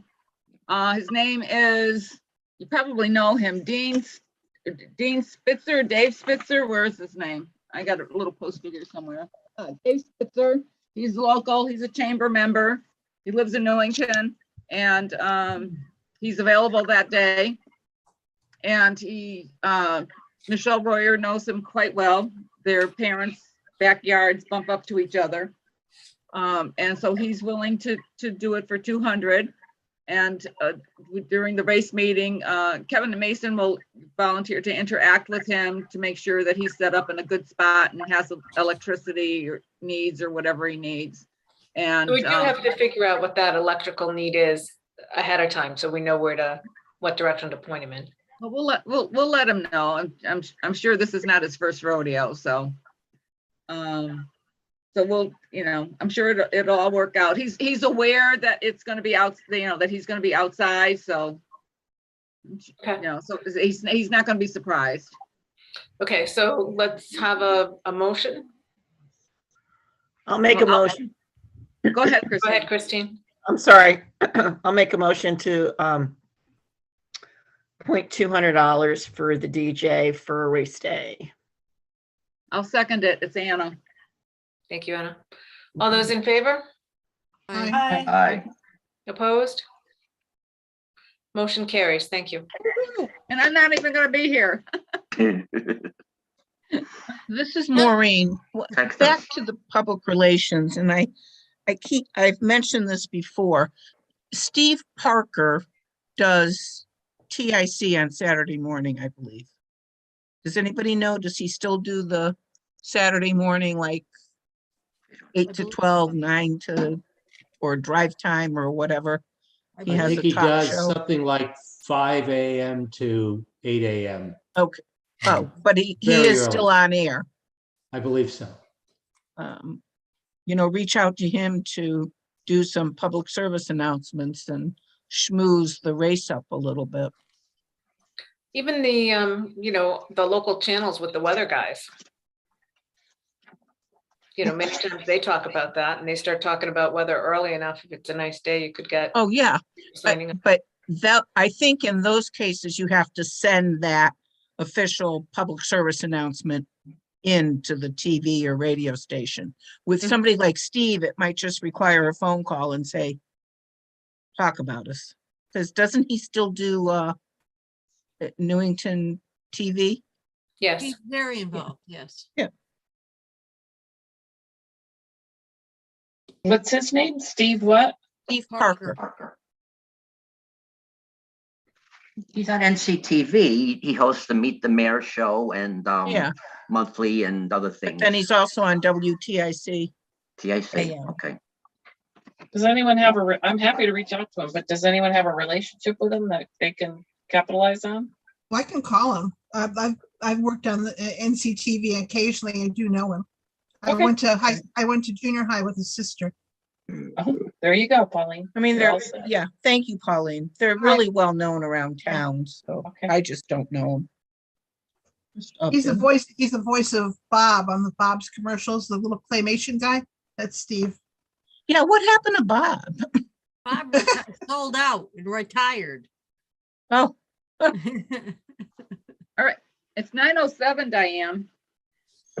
I have one more question for Karen. I didn't make a note on the Stewart Onan program. Is that, are we paying him or not? No, Oh, so he's just I coming as an actually officer. forgot to mention that. No, he's not charging us. Okay, so it's just the book purchase and then It's we'll be just the selling the books. books? Okay, Yes. all right. it thank is, you. is the, is that under the aegis of Newington's library or Jeanette's library? Jeanette's library is one of them, but there are 9 of us. Wait, there's 9, but Yeah. so it's equal participation. Yes. And speaking of book signing, Lisa Masson meant back to the race. Bill Rogers is coming. He's bringing his books. I guess last year he sold out on his books early. So the people, people walked away empty-handed. So they're going to come up with a form that people can pre-order their books and fill it out with the kind of inscription that they want him to sign, so he can do them in advance if possible, and then just bring them race day. But I would imagine he's going to have some on hand for race day as well. Am I right, Karen? Yes, he's supposed to have some on hand race day, but I think the thinking was this would definitely cut down on some of the time on race day to be signing books and that means we also need some volunteers at that table to help coordinate that and make that happen. So I assume that everybody is available to work on race day, but I know that some people are not. So I need a show of hands for those people that are not going to be at the race day for assistance. Christine, I think you said you had some conflicts. Anna, we know you have a conflict. I won't know until I get closer. Okay, so we'll hope that you're clear, but Yeah. we'll do that. I may have to leave at 10. My niece and nephew are potentially getting baptized just around the corner at 10 o'clock. Okay, we'll let you scoot over quick. You'll have to do a presto changeo thing. Yeah, You'll be the best dressed bagel lady at the race. either that Right. or very underdressed for church. Your choice.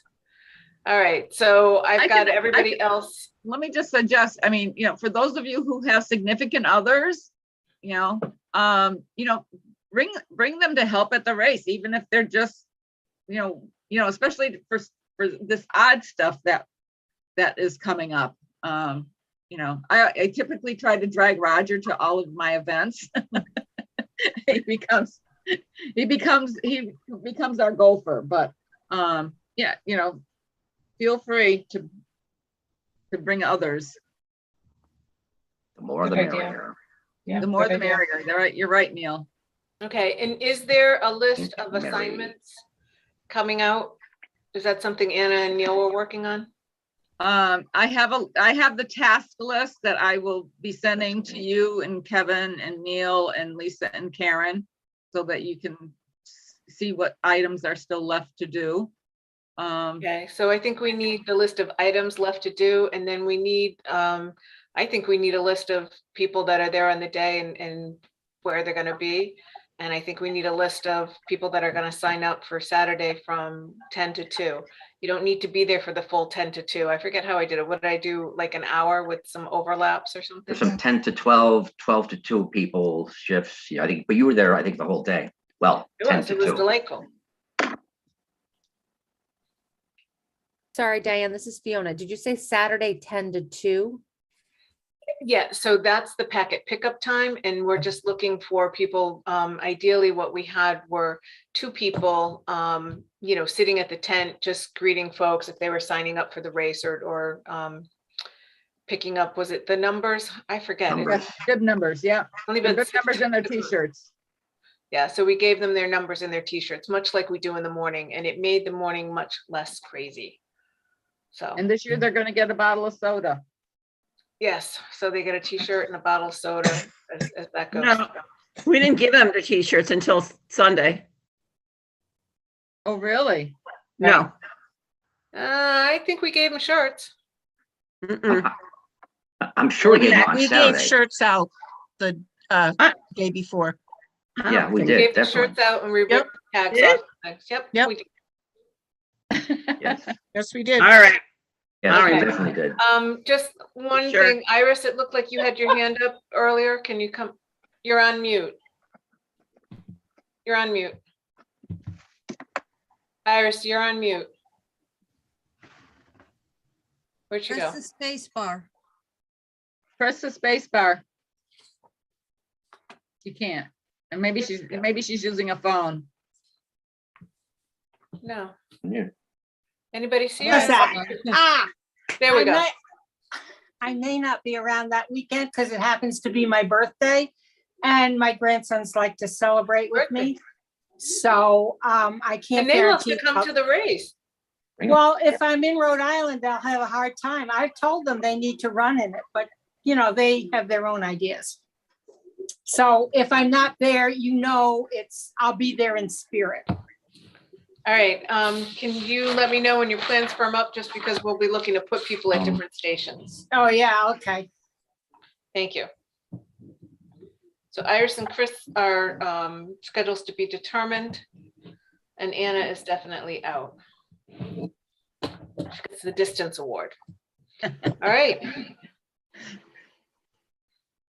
I don't see anything else. I would, well, the open board positions, we still have some positions open.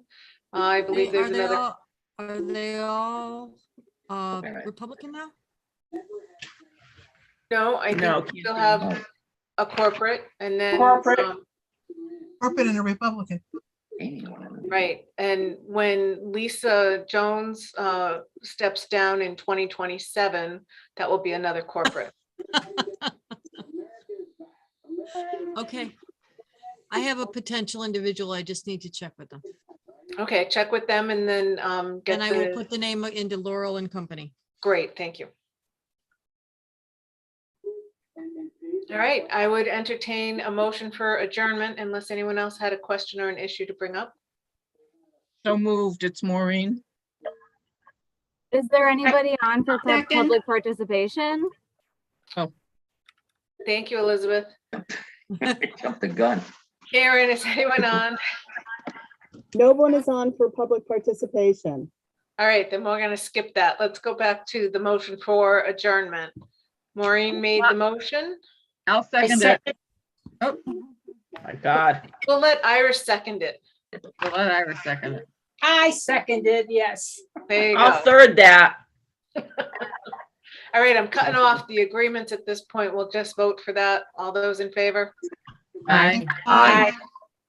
Good night, Opposed? everybody. No. All right, well, happy holidays, everybody. Yeah, happy Whatever you holidays. Anna, celebrate as it comes happy up. travels, safe travels.